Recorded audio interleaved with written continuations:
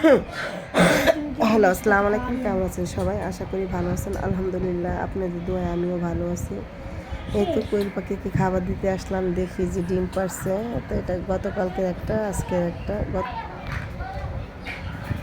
আর এই তো মুরগির বাচ্চাটা একটা ডিম দিছে, আবার 9টা ডিম ছিল।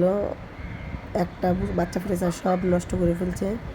আর আমি ছাদে আসলাম মুরগিকে খাবার দিতে। এই খাঁচাটা আমি কিনছি, আর মুরগি খাবার দিলাম আর গাছে পানি দিতেছি।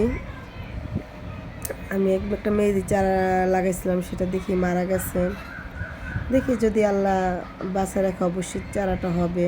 আমি যতবারই মেহেদি গাছ লাগাই, আর আমার হাতে এমনি তো গাছ হয় না, দোয়া করবেন যেমন আমার হাতে বেশি বেশি গাছ হয়। আমার হাতে গাছ হয় না, সব গাছই বেশিরভাগ মারা যায়।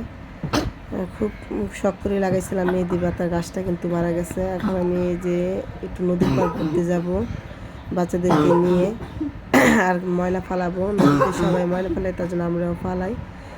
আর এই তো দেখলাম যে এখানে ঢ্যাঁড়সে যে ওনারা ঢ্যাঁড়সের গাছ লাগাবে, আর এটা বটবটির চারা, আর এটা হচ্ছে গোবর এখান থেকে সার নিব চিন্তা ভাবনা করছি। আর এখানে এসে দেখি যে বাবুরা সবাই আম ভর্তা খাবে, তাই আমি একটু ভিডিও করে নিলাম। কারণ আমাদের এলাকা যেহেতু গ্রাম দেশ, তার জন্য আমি গ্রাম দেশের ভিডিওই ছাড়ি।